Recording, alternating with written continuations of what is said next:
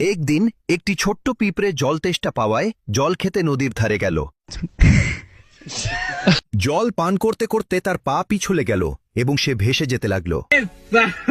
সে প্রায় ডুবেই যাচ্ছিল যে কাছের গাছে বসা পায়রাটি এইসব দেখছিল। পায়রাটির পিঁপড়েটির উপর দয়া হল, সে গাছ থেকে একটি পাতা ছিঁড়ে নদীতে ফেলে দিল। পিঁপড়েটি সেই পাতার উপর চড়ে বসল এবং নিরাপদে তীরে পৌঁছে গেল। সে পায়রাটিকে ধন্যবাদ জানাল। কিছুদিন পর একজন শিকারী জঙ্গলে এলো। সে সেই পায়রার উপর জাল ফেলার চেষ্টা করল। এটা দেখে পিঁপড়েটা বুঝতে পারল যে তার বন্ধু বিপদে আছে।